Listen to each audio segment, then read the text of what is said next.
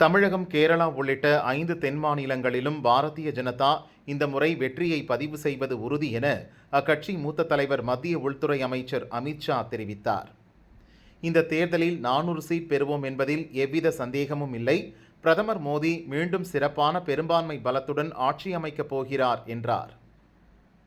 தீவிர பிரச்சாரத்தில் வலம் வந்த உதயநிதி சென்னை நீலாங்கரை வீட்டில் கட்சியை சீரமைக்கும் ஆலோசனையில் உள்ளதாக திமுக வட்டாரங்கள் கூறுகின்றது. கட்சி மற்றும் ஆட்சி நிர்வாகத்தில் பெரும் களையெடுப்புகளை நடத்தும் முடிவுக்கு உதயநிதி வந்திருப்பதாகவும், அப்படி செய்தால்தான் சட்டசபை தேர்தலை அச்சமின்றி திமுக சந்திக்க முடியும் எனவும் நிர்வாகிகள் கூறினர். சூரியனின் AR-13664 பகுதியில் ஏற்பட்ட சக்தி வாய்ந்த சூரிய புயலின் தாக்கம் இம்மாதம் தொடக்கத்தில் பூமியில் உணரப்பட்டது. இதை ஆதித்யா L1 விண்கலம் பதிவு செய்ததாக இஸ்ரோ தெரிவித்தது. ஆதித்யா L1 மற்றும் சந்திரயான் 2 ஆகிய இரு விண்கலங்களும் தொடர்ந்து ஆராய்ச்சியில் உள்ளன. அதிவேக சூரிய காற்று வெப்பமுடைய பிளாஸ்மா சூரிய காற்றும் தற்போது வரை அப்பகுதியில் வீசுவதாக ஆதித்யா 1 விண்கலம் பதிவு செய்து தகவல் அனுப்பியுள்ளதாக தெரிவித்தனர். மத்திய பல்கலைக்கழகங்களில் இளநிலை பட்டப்படிப்புகளில் சேர்க்கை பெறுவதற்கான பொது பல்கலைக்கழக நுழைவுத் தேர்வு டெல்லியில் மட்டும் தவிர்க்க முடியாத காரணங்களால் ஒத்திவைக்கப்படுவதாக தேசிய தேர்வு முகமை அறிவித்துள்ளது. வேதியியல், உயிரியல், ஆங்கிலம் மற்றும் பொது அறிவு பாடப்பிரிவுகளுக்கான தேர்வுகள் மே 29ஆம் தேதி நடைபெறும் என தெரிவிக்கப்பட்டுள்ளது. திருப்பூரில் பெய்த கனமழை காரணமாக பல்லடம் ரோடு LRG கல்லூரியில் ஓட்டுப்பதிவு செய்யப்பட்ட மிஷின்கள் வைக்கப்பட்டுள்ள பாதுகாப்பு அறையில் மின்சார தடை ஏற்பட்டது.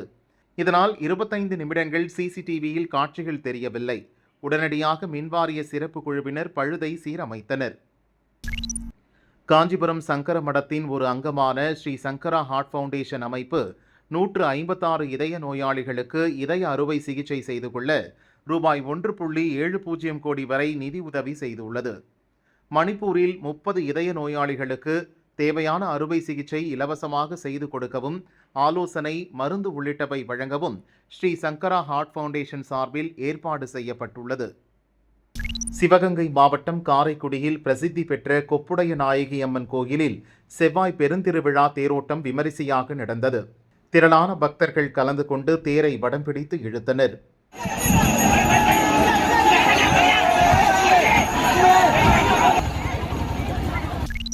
திருச்சி மாவட்டம் கோப்பு கிராமத்தில் அமைந்துள்ள மகாமாரியம்மன் கோயிலில் வைகாசி தேரோட்டம் நேற்று நடந்தது.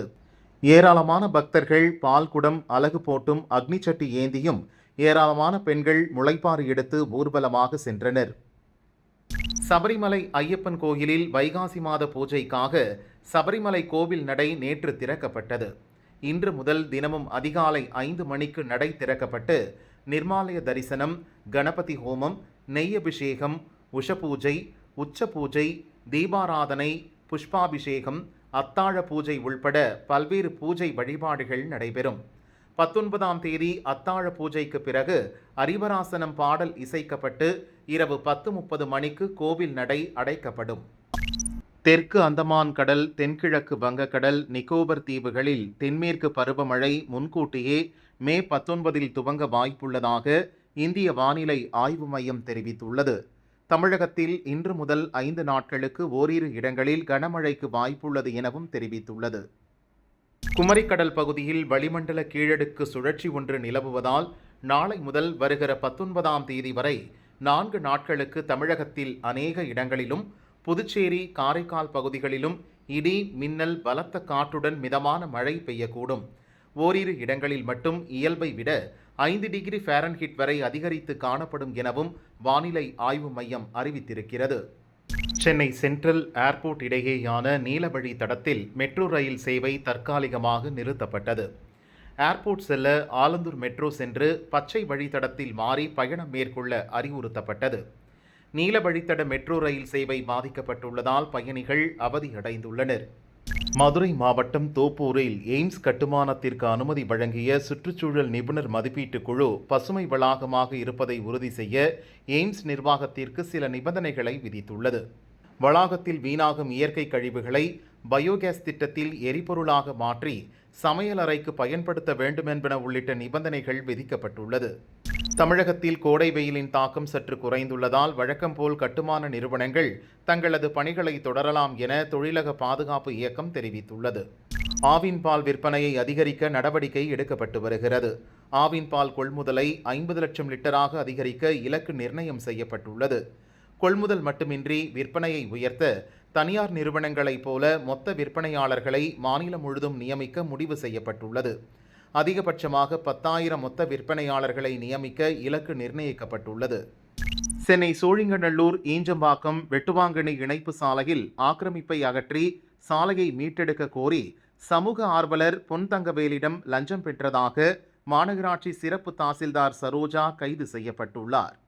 லஞ்சம் பெற உதவியதாக பரங்கிமலை இணை கமிஷனர் அலுவலக கார் ஓட்டுநரான காவலர் அருணையும் போலீசார் கைது செய்துள்ளனர். தலைமறைவாக உள்ள சரோஜாவின் கணவர் பிரவீன் என்பவரை போலீசார் தேடுகின்றனர். மதுரை சிம்மக்கல் மாட்டுத்தாவணி பகுதியில் உள்ள பழக்கடைகளில் உணவு பாதுகாப்புத்துறை அதிகாரிகள் ஆய்வு செய்து அழுகிய மற்றும் ரசாயனம் தடவிய 300 கிலோ பழங்கள் பறிமுதல் செய்து அழித்தனர். பாலித்தீன் பைகள் வைத்திருந்த 5 கடைகள், அழுகிய பழங்கள் வைத்திருந்த 2 கடைகளுக்கு அபராதம் விதிக்கப்பட்டது. திருச்சி மாவட்டம் சிறுகனூர் காவல் நிலைய எல்லைக்கு உட்பட்ட கொணலை அருகே சிலர் கிராவல் மண் கடத்தலில் ஈடுபட்டது தெரியவந்தது. இதனையடுத்து தனிப்படையினர் விரைந்து கடத்தலில் ஈடுபட்ட 2 சுற்றி வளைத்து பிடித்தனர். தப்பி ஓடிய மேலும் 2 பேரை தேடி வருகின்றனர். திண்டுக்கல் மாவட்டம் வேடசந்தூர் அருகே உள்ள மினுக்கம்பட்டி காட்டு பகுதியில் பிறந்து சில மணி நேரங்களே ஆன பெண் சிசுவின் உடல் நாய்கள் கடித்து குதறிய நிலையில் மீட்கப்பட்டது. கூம்பூர் போலீசார் இறந்த சிசுவின் உடலை கைப்பற்றி விசாரணை நடத்தி வருகின்றனர். டெல்லி முதல்வர் கெஜ்ரிவாலை சந்திக்க அவரது வீட்டுக்கு ஆம் ஆத்மி கட்சியைச் சேர்ந்த ராஜ்யசபா எம்பி ஸ்வாதி மாலிவாலை கெஜ்ரிவாலின் தனி செயலர் பிபவ்குமார் தாக்கியதாக கூறப்படுகிறது. இந்நிலையில் ஸ்வாதி மாலிவாலிடம் பிபவ்குமார் நடந்து கொண்ட விதம் மிகவும் கண்டிக்கத்தக்கது. இந்த விவகாரம் முதல்வர் கெஜ்ரிவால் கவனத்துக்கு எடுத்து செல்லப்பட்டது. பிபவ்குமார் மீது கடும் நடவடிக்கை எடுக்கப்படும் என ஆம் ஆத்மி ராஜ்யசபா எம்பி சஞ்சய் சிங் கூறினார். ராஜஸ்தானில் சுரங்கத்தில் ஆய்வு மேற்கொண்ட விஜிலன்ஸ் அதிகாரிகள் குழுவைச் சேர்ந்த 14 பேர் சென்ற லிப்ட் சுமார் 2000 அடி ஆழ பள்ளத்தில் அறுந்து விழுந்தது.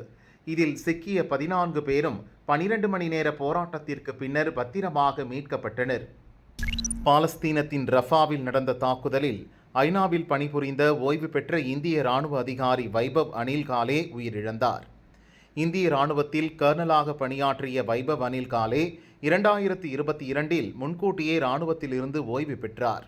2 மாதங்களுக்கு முன் ஐநா பாதுகாப்பு துறையில் ஒருங்கிணைப்பு அதிகாரியாக பணியில் சேர்ந்துள்ளார். ஈரானின் சாபகர் துறைமுகத்தை 10 ஆண்டுகளுக்கு நிர்வகிக்கும் ஒப்பந்தத்தில் இந்திய அரசு கையெழுத்திட்டுள்ள நிலையில் ஈரானில் முதலீடு செய்பவர்கள் யாராக இருந்தாலும் அவர்கள் மீது பொருளாதார தடைகள் விதிக்கப்படும் என அமெரிக்கா எச்சரித்துள்ளது.